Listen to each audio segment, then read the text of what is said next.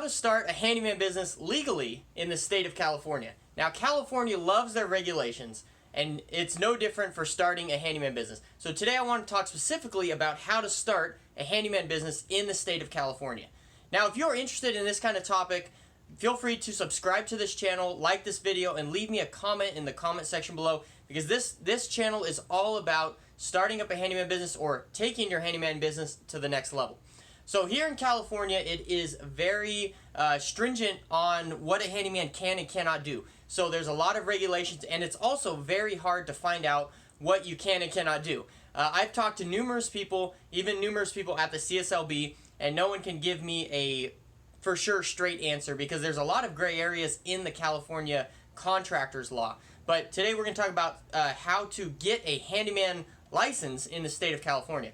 Now, I do that in quotations because there is no such thing as a handyman license, right? I haven't found anywhere in the United States where they have a handyman license. You just basically operate as a unlicensed contractor. And you need to basically research what that means in your particular state. Now, in this one, we're going to talk specifically about California and what that means. So, California has a contracting without a license law, and basically that states that anyone can perform any projects up to $500, including labor and materials, without having a contractor's license. So basically that is how you operate legally as a handyman, is you perform no project that is greater than $500, including labor and materials, right? So to break that down into simple forms, if someone buys a bathroom vanity for $450, you can only legally charge them $49, because it's $499 is the limit, to install that vanity. And yes, it's still, even if they buy the materials, that's still how the whole law works. At least that's what I found. Now, there is a very gray area in the California law of what defines a project, right? Some people will say that a project is defined as the house, right? So it's $500 per year for the address, and that's it. And I tend to disagree with that, because there's nowhere in the law that says anything about the address of a home, right? A project in my book is defined as a single project, right? So if you are building a deck, that's a project, right? If you are remodeling a bathroom, that's a project. That includes, installing the shower, installing the bathtub, installing the faucet, installing the vanity. All of that is encompassed in a project, right?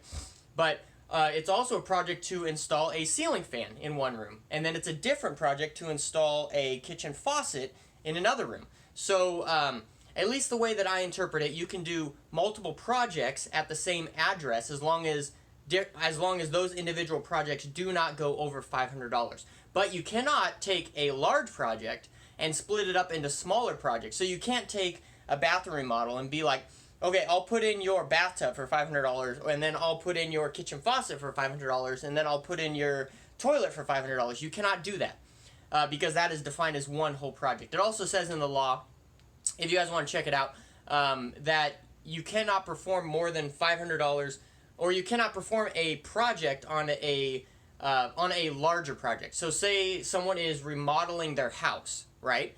And they want you to come in and just do the faucets, right? The bathroom faucets and the kitchen faucets. Technically, you cannot do that, according to the law. Now, my question is, who's going to look that deep into a project? Same thing with, if someone buys a vanity for $450, who's going to look that deep into that?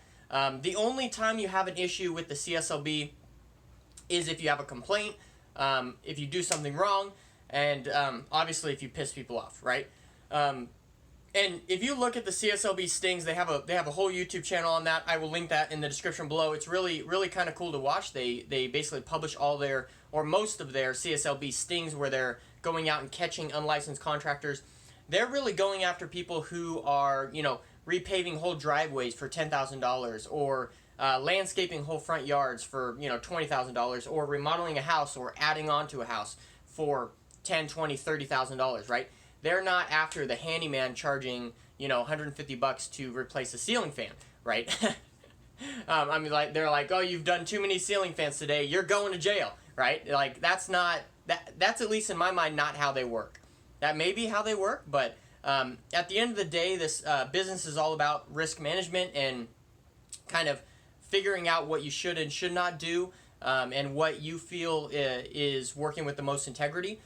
Personally, I think that the handyman law here in California puts a lot of stringent on both handymen and homeowners, because if a project, say it's going to be $1,500, right? But legally a handyman cannot do that.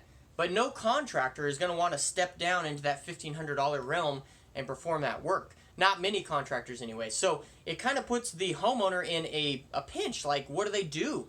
And they're kind of putting handyman in a pinch too, because it's like, if the handyman wants to help out the homeowner, now they're technically working illegally, but the homeowner has no other choice.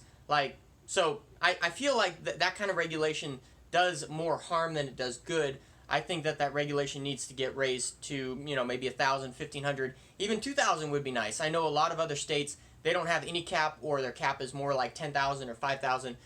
So, it all differs for that. So that's the whole handyman law out of the way. So first thing that you need to do when you start up a handyman business in California, research the law. Don't just take my words for it. Research, research, research. I mean, do so much research. I mean, I even took a course at the CSLB specifically on this, went to a training seminar for it. There's a lot of information about the law, and it will probably just make you more confused, but you still got to research, because you have to know what is right for you and what is wrong for you. That's what you need to know, because after all, it's your business. It's no one else's business. It's yours. So research. That's step number one to starting up a legal handyman business here in California. Step two is get a business license in the city that you operate in. That is all that is required to be a handyman. Obviously, to get a contractor's license, that's a whole nother thing. But to get a handyman license, right, like we talked about before, there is no handyman license. But to get an unlicensed contractor license, you have to get a business license just with your business from the city that you work in. You also need to get liability insurance. Up to $1 million in liability insurance. There are some great resources to get that. The company that I work with is ADD&L. I will link that in the description below. I also have a video that I'll put up here talking with my insurance agent about liability insurance and things like that. And there's some interesting things that you will learn if you watch that insurance video.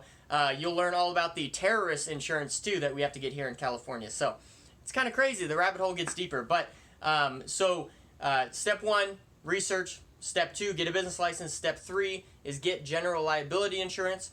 And step four is start marketing and get tools and just start going at it. And another thing that is very, very, very important when starting any handyman business anywhere is documenting every single thing that you do and making sure that you have good bookkeeping practices from the very beginning. Because I will tell you from experience, it gets out of hand very quickly.